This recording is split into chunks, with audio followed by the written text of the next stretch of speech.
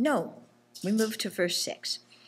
When someone I have benefited and in whom I have placed great trust hurts me very badly, I will practice seeing that person as my supreme teacher. How do we get ourselves in situations like this where we're counting on someone and then, it falls apart? Yeah. So, in thinking about this, what's going on, looking at my own experience, one is that I have unrealistic expectations again. Yeah. And so I'm expecting something from someone that they, I never confirmed with them.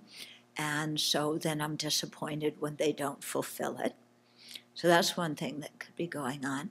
A second thing is that I did express those expectations, and there was an agreement between me and that person, and then they didn't fulfill the agreement. Okay, and then I feel betrayed and hurt and so on, especially if it was an agreement where there was a lot of emotional involvement. If it's a business agreement, okay, you feel a little bit disturbed, but you get over it. But when there's emotional involvement, you thought you had an agreement, and then the other person doesn't act according to it, then it's really, really painful. And so I was thinking of one incident that happened to me when I was working with somebody, and we had agreed to do this and that and the other thing, and the person was really on board at first, and then they decided actually they didn't want to be, and they were, what was really important to them was what they were doing before, and I was going like, but, and that's where I came up with the expression of sentient beings do what sentient beings do. In other words, people have good intentions. They're interested. They promise. They don't mean anything bad. And they say they're going to do something. But sometimes they're not aware of their own tendencies or of their own interests or their own abilities. And so they promise things, and then after a while, they just say, nope, I'm not doing it, I'm for whatever reason. And, so there what I find behind it is there's the expectation that people will keep their word, the expectation that people are consistent, the expectation that people don't change their minds. Now, it would be a nice expectation to have that people will keep their word. But is that a realistic expectation? That people always keep their words? No,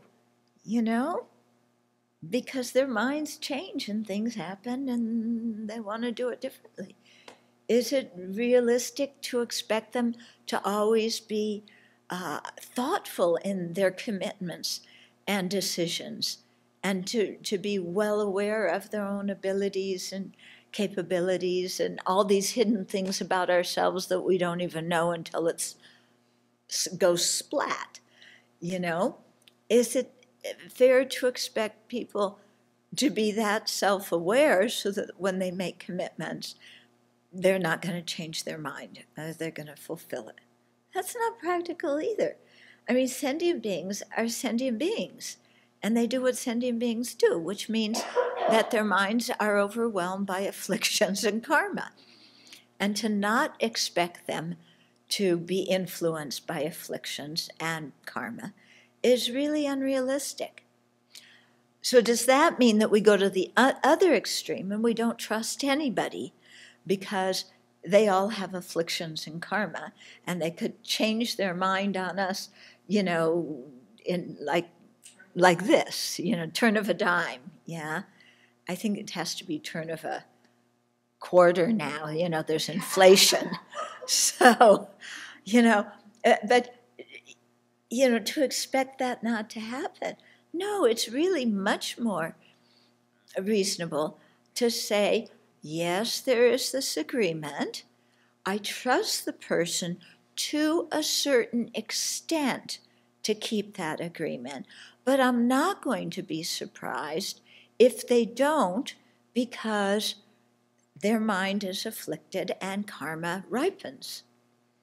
And so to have some wisdom from my side and not expect, set the bar so high, set it like, okay, they said they'd do this, so I believe them. I don't want to live a life that's filled with cynicism and mistrust and suspicion. I trust them. I'm not cynical. I expect this. But I'm not going to put all my eggs in one basket and be bowled over if it doesn't happen like that. Yeah, simply because I've lived for a while and, you have to readjust your expectations according to what people are capable of. Yeah, either that or you keep getting hurt again and again and again. And when sentient beings are doing what sentient beings do. Yeah, they aren't Buddhas. Yeah, so that's another thing. Then another point that adds in there is a sense of entitlement. Why do we feel hurt when people betray our trust? Yeah, when somebody I have benefited and in whom I have placed great trust, often there's the sense of entitlement. Yeah, I did so much.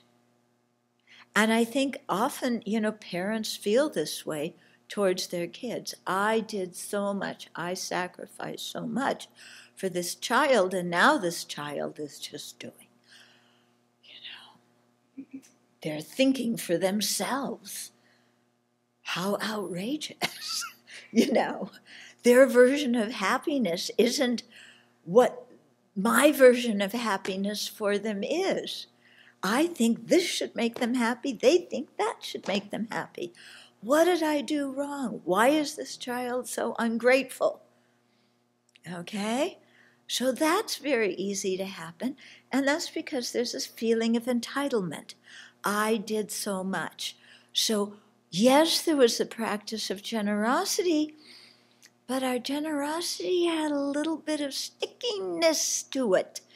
There were some strings attached. And the other person didn't have those strings, but we sure had them. So the other person ignores the strings, and then we're going, how come you broke all the strings? I thought that this is what was going to happen, and how dare you? Okay, so to beware within ourselves when we attach strings to things, when we have a sense of entitlement, and we're it's kind of a shadow that we put over the other person that, we did this, so they better, Okay, so that's another thing that's going on with this verse. Then, okay, it's the whole issue of trust. And what I've also seen is that very often we give trust to people that they cannot bear. Okay? So it's like if you have a 2-year-old and an adult, you'll trust the adult with a book of matches, but you won't trust the 2-year-old with a book of matches. That's quite reasonable, isn't it? It doesn't mean you're cynical. It doesn't mean you're suspicious. It means that you're aware of the capabilities of both parties. Yeah? But sometimes we aren't so aware of the capabilities of somebody else, or we inflate their capabilities because we're so attached to them and we so much want the relationship to work out that we are blind to where they're really at and what they're capable of. Yeah? And so again, it's kind of related to unrealistic expectations. It's giving somebody trust that they're unable to bear. And very often their inability to bear it is right in front of our nose. But we are so infatuated with them, or so infatuated with the idea of how things are going to be, that we ignore the red flags. Yeah? Have you ever ignored red flags? That were right there waving in front of your eyes. And you know, I mean, I've seen myself do it, and it's like, there's the red flag, but I really like this person so much, I don't want that red flag to be there.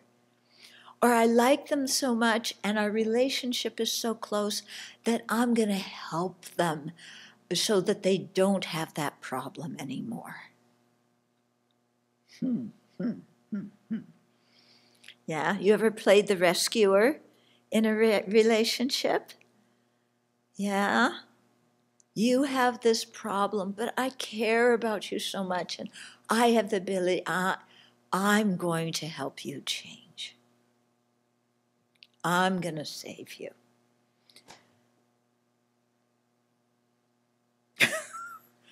Yeah?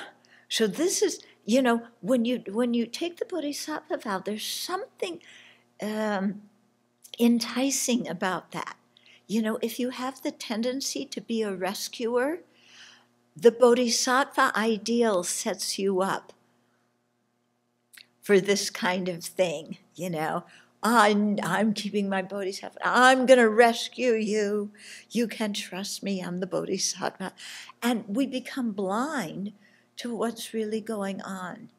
And I think that's why, you know, they when they say that the Bodhisattvas have to generate the super knowledges, where you understand people's abilities and interests, and you know their karmic dispositions, and you know what they've done before and what can ripen soon. That's why you need that, you know, and why you need a mind without attachment, so that you can really see, you know, to what extent am I capable of influencing this person in a positive way? I'm not going to save them. I can't save them. But even to what extent can I influence them, given where they're at, and making sure I don't have a sticky mind that needs somebody to need me?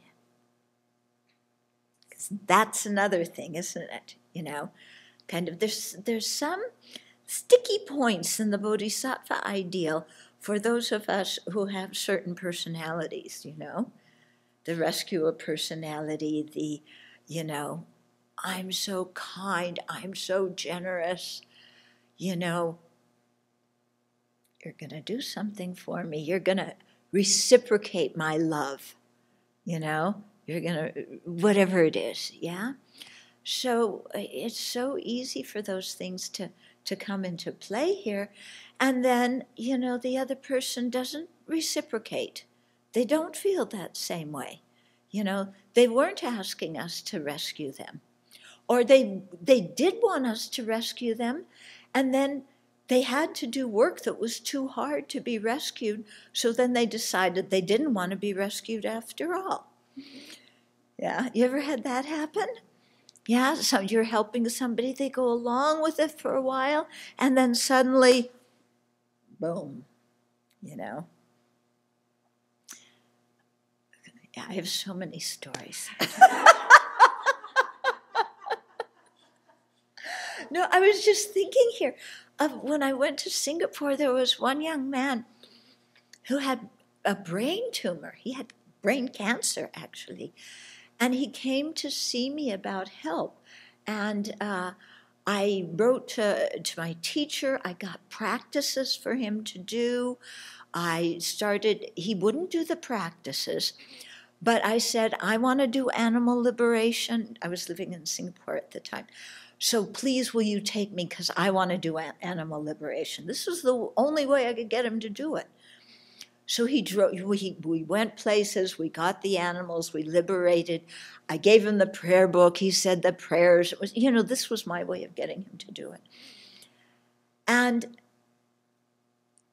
you know, and then when my teacher finally sent the practices that he should do, He said no. He didn't want that. And then he died. So,